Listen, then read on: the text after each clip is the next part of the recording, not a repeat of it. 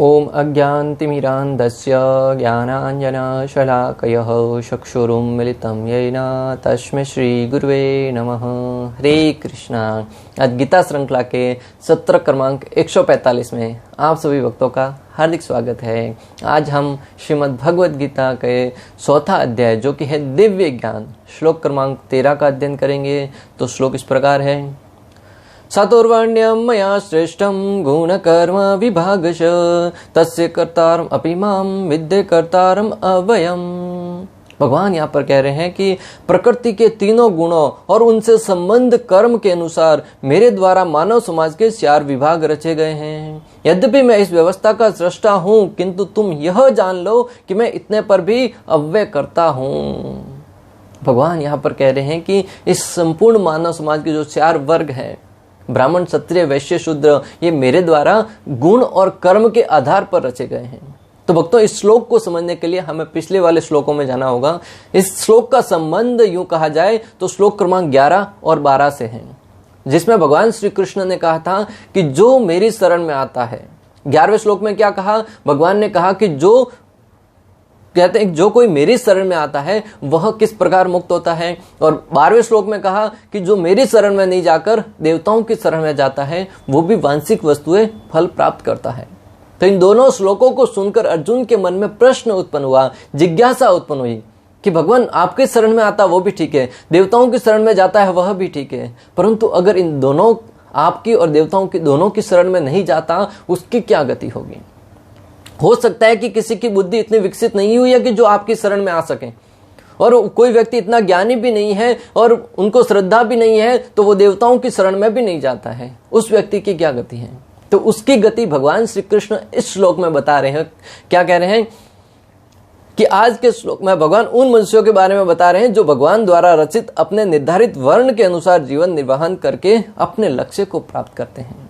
एक तो होते हैं भगवान की भक्ति करके भगवान को पूर्ण रूप से जानकर श्री कृष्ण की शरण में जाते हैं। उनसे कम अल्पज्ञ होते हैं, जो अल्पज्ञ होते हैं, जो कम बुद्धि वाले होते हैं, वो जो वेद लिखे गए हैं वेदों के अनुसार अपना जीवन निर्वाहन करते हुए देवताओं की पूजा करते हैं, देवताओं की अर्चना करते हैं, जहां से उनको भौतिक लाभ प्राप्त होता है और उसके अनुसार अपना जीवन निर्वाहन करते हैं। और उसके बाद वाले जो बचते हैं वो अपने कर्म को ही अपना पूजा मानते हैं। अपने वर्ग और स्वभाव के अनुसार जो कर्म करते हुए अपना जीवन निर्वाहन करते हैं वो अनंतो गत्वा अपनी गति को निर्धारित करते हैं। तो आज के श्लोक से मुख्य रूप से 4 शिक्षाएं हम सीखते हैं। कौन? उसमें प्रथम है मानव समाज पर भगवान की कृपा। यहाँ पर मानव समाज पर भगवान की कृपा के रूप में हमें देखना होगा कि भगवान कितने कृपालु हैं, कितने दयालु हैं। ये न के न प्रकारेण हम पर कृपा ही करना चाहते हैं कि अगर मेरी शरण में आ गए तो भी ठीक है, नहीं आ पाए तो फिर देवताएं रखे हुए, अगर देवताओं की भी शरण में कोई नहीं जाता तो उसके लिए निर्धारित कर्म की व्यवस्था है जिसके अनुसार वो अपना जीवन निर्वाहन कर सकता है। कोई एक नियम नहीं है कि नहीं यही करना है। हाँ, वो सर्वश्रेष्ठ है, परंतु बाकी के जो कम स्तर के लोग हैं उनके लिए भी कुछ न कुछ व्यवस्था निश्चित रूप से भगवान ने दे रखी है। तो मानव समाज पर भगवान की कृपा। भगवान कह रहे हैं कि मानव समाज के लिए 4 वर्गों का निर्माण मैंने किया है, जो इसके पीछे निश्चित रूप से भगवान की कोई ना कोई योजना होगी। यहाँ पर भगवान ने कहा कि जो मानव समाज है उसका निर्माण है मैंने स्वयं किया है। तो इसके पीछे निश्चित रूप से भगवान श्री कृष्ण की कोई ना कोई योजना होगी। पहले अनेक सत्रों में हम पढ़ चुके हैं भक्तों कि भगवान कोई भी कार्य करते हैं बिना किसी उद्देश्य के नहीं करते। भले भगवान ऐसा हमें प्रतीत होगा कि भगवान ऐसा क्यों कर रहे हैं, जिसका व्यवहारिक दृष्टिकोण में कुछ हमें दृष्टिगोचर नहीं होता उसका औचित्य, परंतु फिर भी भगवान कुछ कह रहे हैं या कुछ कर रहे हैं तो निश्चित रूप से उसके पीछे बहुत बड़ा मानव समाज के लिए उद्देश्य छुपा हुआ है। तो यहाँ पर भी भगवान ने कहा है कि इस मानव समाज के अंदर 4 वर्गों का निर्माण मैंने किया है, तो उसके पीछे भी निश्चित रूप से कोई न कोई बहुत ही गहन रहस्य छुपा हुआ है जिसको हम समझ नहीं पा रहे हैं, जिसको मानव समाज समझ नहीं पा रही है, और इसको जाति और धर्म के नाम पर एक दूसरे में भेदभाव करने में ही प्रयोग कर रही है। दूसरा है, यहाँ पर भगवान जातिवाद का खंडन कर रहे हैं।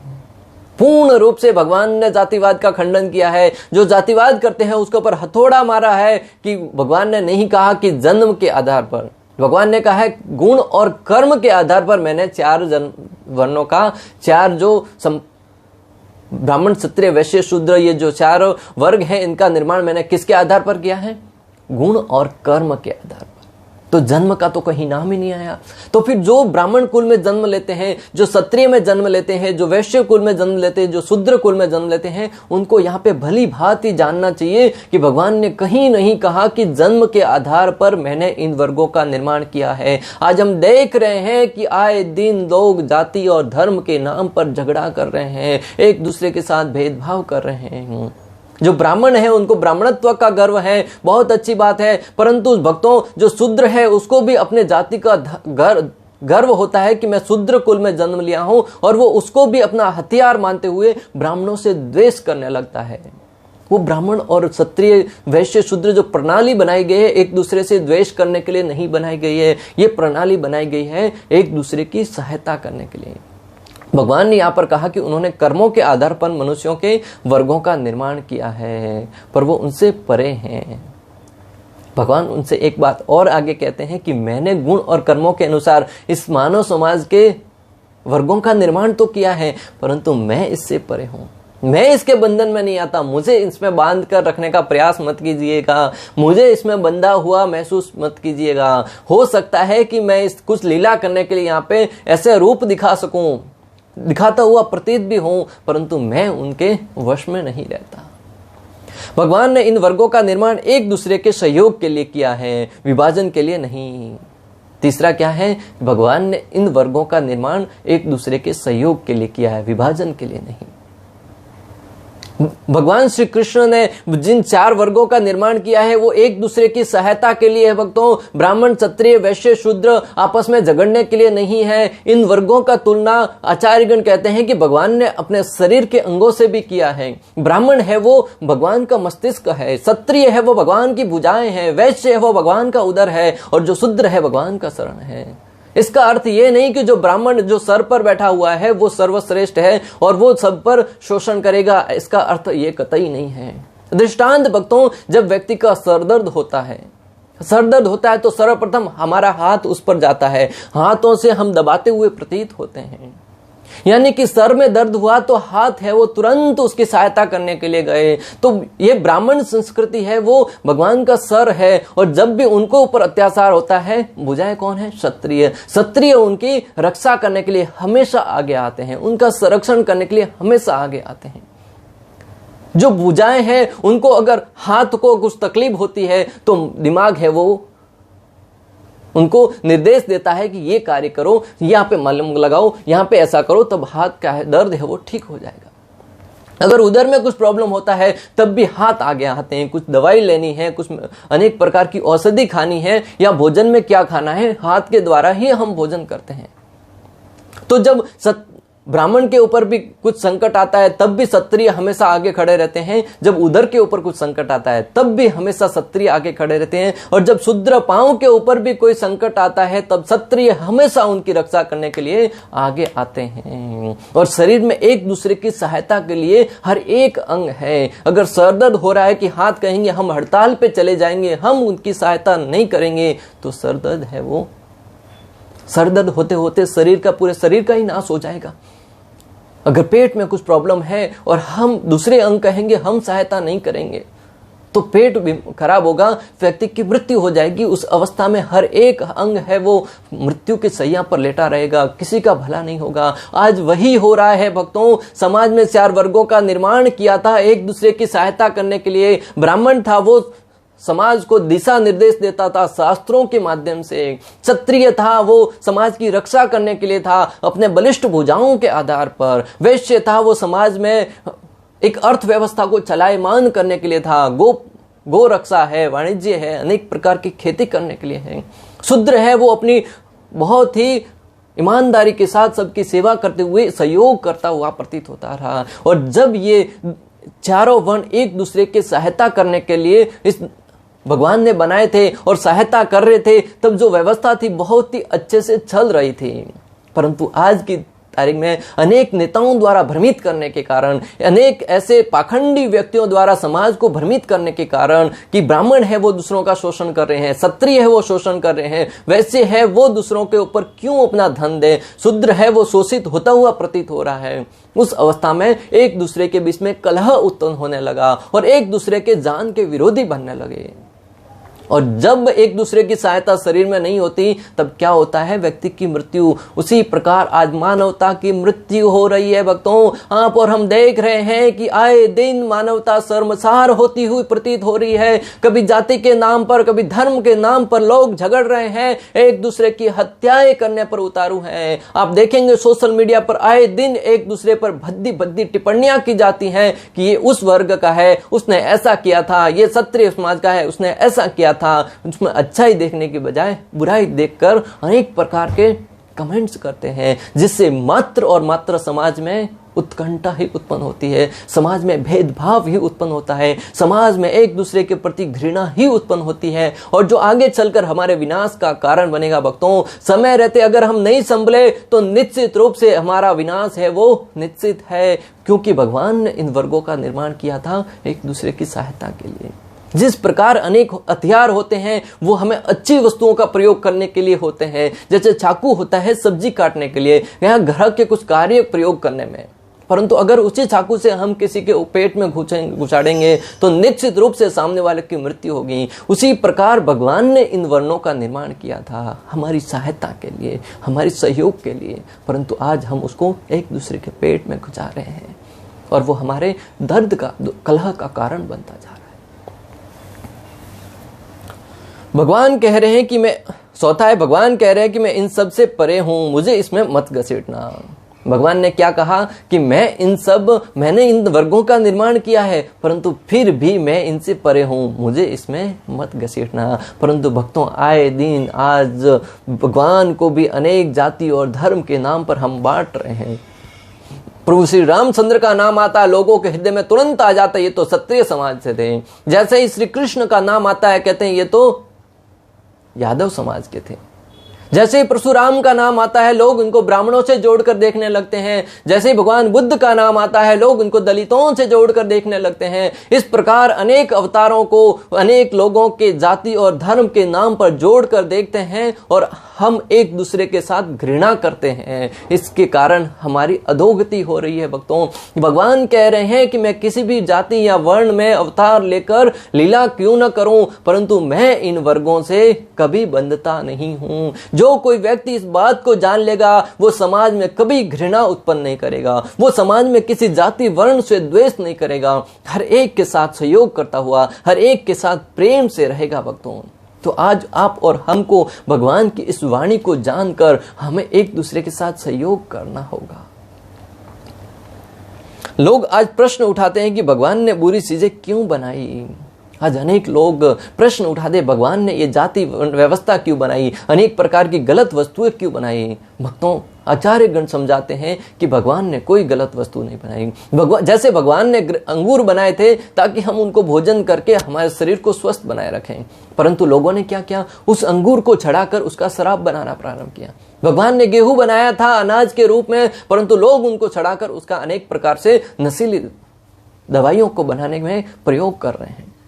भगवान ने जाति वर्ण का निर्माण किया था ताकि एक दूसरे का सहयोग हो सके, परंतु हम उनके नाम पर झगड़ने में प्रयोग कर रहे हैं। तो भगवान ने किसी गलत वस्तु का निर्माण नहीं किया। भगवान का उद्देश्य अच्छा था, परंतु आज का मानव अपनी बुद्धि के अनुसार हर एक वस्तु का प्रयोग करता है मात्र अपने फायदे के लिए। समाज का हित हो न हो उसमें उनका कोई परवाह नहीं। अपना काम बनता भाड़ में जाए जनता। स्वयं का काम बनना चाहिए, दूसरे से दुनिया से कोई लेना देना नहीं है। वो व्यक्ति स्वार्थी है, पशु स्तर पर जी रहा है, क्योंकि मानव समाज के अंदर संवेदनशीलता है, एक दूसरे के प्रति दया भाव की भावना है। जब अंदर से दया भाव की भावना चली जाएगी तब हम मानव न रहकर पशु के स्तर पर आ जाएंगे। हमारे वैदिक सभ्यता में कितना सुंदर संरचना है भक्तों। भगवान ने 4 वर्णों का निर्माण किया और 3 गुणों का निर्माण किया और 2 शरीर और 1 आत्मा।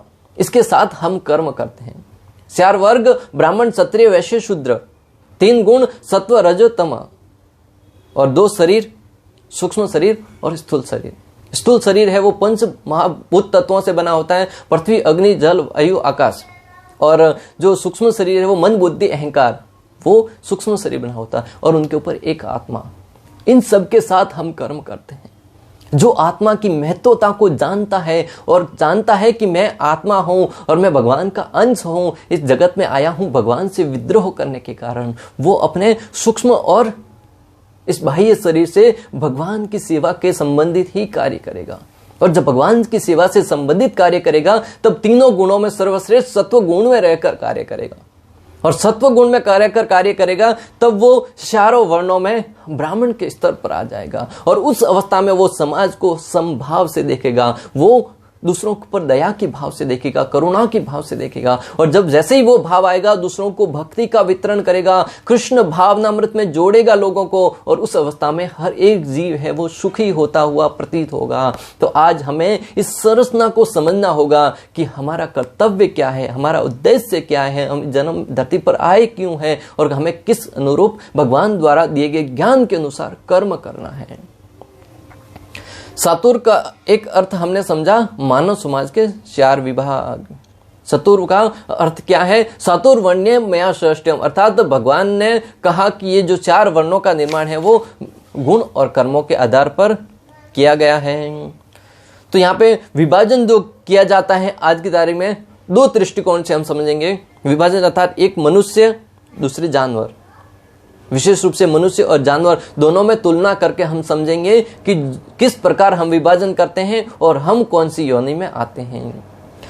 जो मनुष्य है वो गुण एवं कर्म के अनुसार उनका निर्माण विभाजन किया गया भगवान ने, और भगवान ने स्वयं कहा है कि मैंने गुण और कर्म के अनुसार मनुष्य के अंदर विभाजन किया है। और दूसरा है जानवर यानी कि पशु योनि, उसमें जन्म एवं शरीर के आधार पर। पशु को हम कैसे जानते हैं? क्या गुणों के आधार पर जानते हैं? नहीं, पशु को शरीर के आधार पर जानते हैं कि ये शरीर और जन्म के आधार पर कौन से जन्म में शरीर लिया है। पशु है वो एक दूसरे को उसी दृष्टिकोण से देखते हैं। तो अगर कोई व्यक्ति जाति और शरीर और जन्म के आधार पर अपने आप को वर्गीकृत करता है तो मानव है ही नहीं, वो पशु है। क्योंकि मनुष्य का तो जो वर्गीकरण है वो गुण और कर्म के आधार पर हो रहा है, परंतु पशुओं का है वो शरीर और जन्म के आधार पर हो रहा है। तो बहुत ही सरल भाषा में भक्तों कि हम कौन सी कैटेगरी में हैं, हम अपने आप का परीक्षण कर सकते हैं। मानव समाज भी किसी अन्य पशु समाज के तुल्य ही है, किंतु मनुष्य को पशु स्तर से ऊपर उठाने के लिए ही उपयुक्त वर्णाश्रम की रचना की गई है।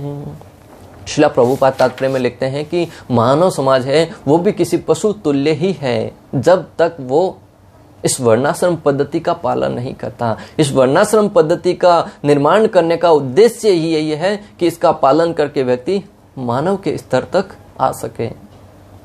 चाणक्य पंडित का मत है, चाणक्य पंडित हर एक के बारे में मत लिखते हुए कहते हैं कि किसका क्या महत्व है। वो लिखते हैं काली कोयल की सुंदरता है मीठी वाणी, कुरूप स्त्री की सुंदरता है सतीत्व, कमजोर ब्राह्मण की सुंदरता है सहनशीलता, हिंसक क्षत्रिय की सुंदरता है धर्मपरायणता, लोभी वैश्य की सुंदरता है गायों की रक्षा, अशुद्ध शूद्र की सुंदरता है आज्ञाकारिता।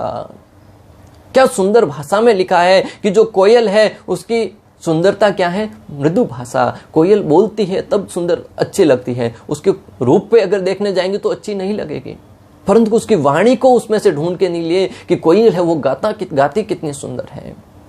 कुरूप स्त्री की सुंदरता है सतीत्व।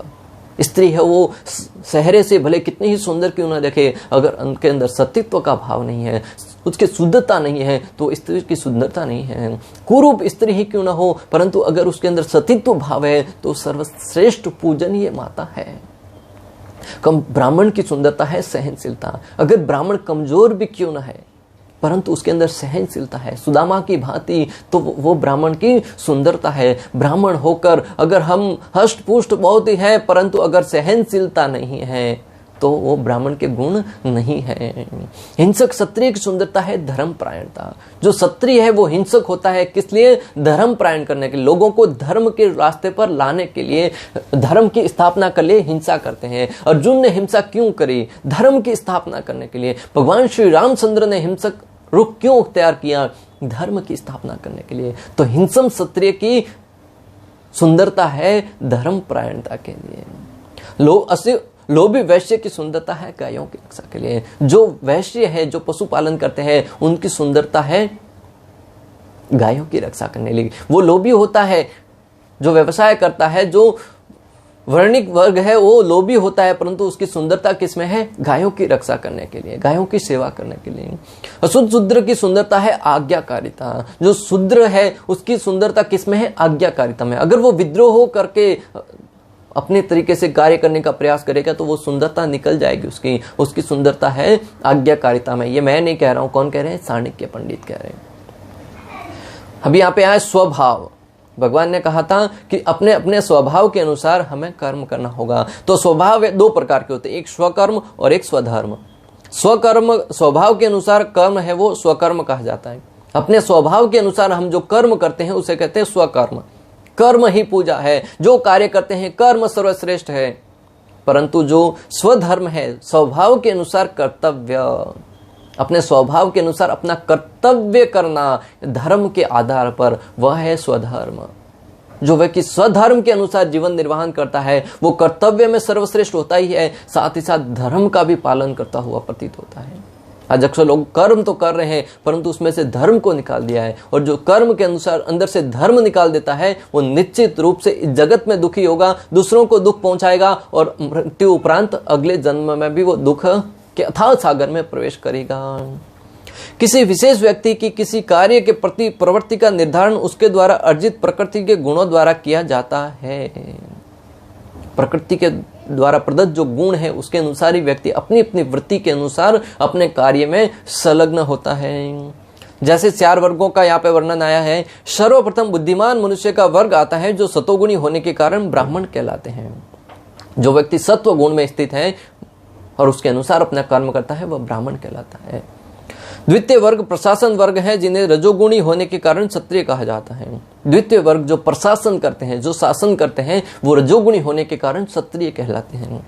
तृतीय वर्ग वणिक या वैश्य कहलाने वाले रजो तथा तमोगुण के मिश्रण से युक्त होते हैं। जो वैश्य है वो रजो और तमोगुण से युक्त रहते हैं।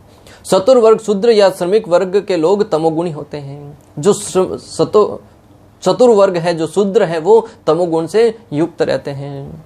यद्यपि गुण के अनुसार ब्राह्मण को ब्रह्म या परम सत्य के विषय में ज्ञान होना चाहिए, किंतु उनमें से अधिकांश भगवान श्री कृष्ण के निर्विशेष ब्रह्म स्वरूप को ही प्राप्त कर पाते हैं। शास्त्र कहते हैं कि जो ब्राह्मण है उनको सत्व गुण में स्थित होने के कारण ब्रह्म जानाति इति ब्राह्मण, जो ब्रह्म के विषय में साक्षात श्री कृष्ण के विषय में ज्ञात होना चाहिए। परंतु अधिकांश ब्राह्मण है वो भगवान के ब्रह्म रूप तक ही, जो भगवान का सच्चिदानंद रूप है, साकार रूप, वहां तक नहीं पहुंचकर भगवान को जो ब्रह्म रूप है, ब्रह्म ज्योति तक ही ज्ञान अर्जित करके वहां तक ही जाने का प्रयास करते हैं। किंतु जो मनुष्य ब्राह्मणों के सीमित ज्ञान को लांघ कर भगवान श्री कृष्ण के ज्ञान तक पहुंच जाता है वही कृष्ण भावना भावित होता है। परंतु भक्तों, ब्राह्मण क्षत्रिय वैश्य शूद्र इन सब को लांघ कर अगर कोई कृष्ण भावनामृत के स्तर तक आ जाता है ना, तो वो कृष्ण भावना भावित तुरंत हो जाएगा। तो हमें इन 4 वर्गों में झगड़ने की बजाय इन चारों वर्गों से ऊपर उठते हुए एक वैष्णव बनना है, कृष्ण भावनामृत में जीवन यापन कर रहा है। आप आज देखिएगा संपूर्ण विश्व में इस्कॉन के कितने मंदिर हैं, वहां पर किसी प्रकार का कोई जाति या धर्म के नाम पर कोई भेदभाव नहीं होता। कारण कृष्ण को प्रधानता दे रहे हैं। इन चारों गुणों से ऊपर उठकर वैष्णव है वो भगवत भक्ति में स्थिर हो रहे हैं।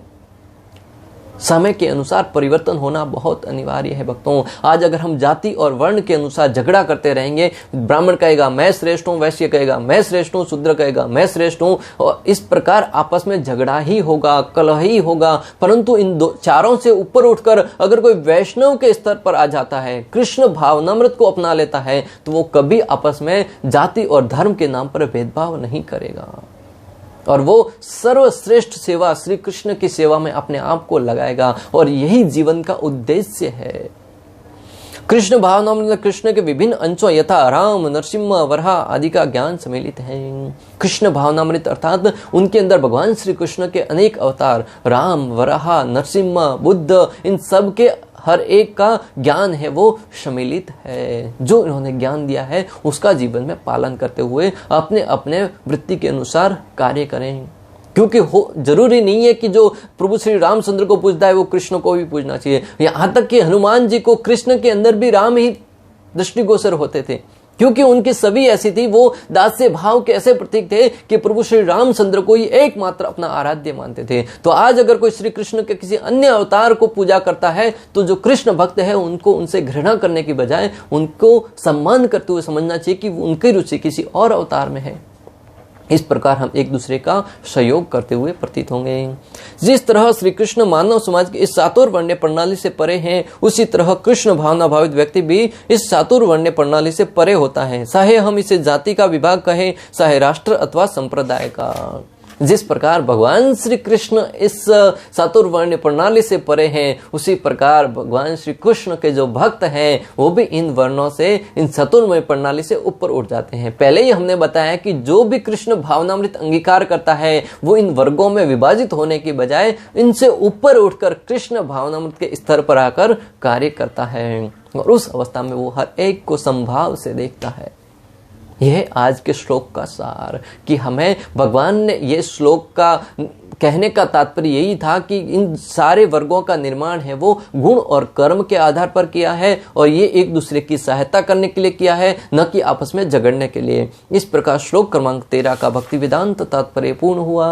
अंत तक हमारे साथ बने रहने के लिए आप सभी का हृदयपूर्वक, प्रेम पूर्वक बहुत बहुत धन्यवाद। शिला प्रभुपाद की जय, श्री श्री राधा गोपीनाथ भगवान की जय, श्रीमद् भगवद गीता की जय। हरे कृष्णा कृष्ण कृष्ण हरे हरे, हरे राम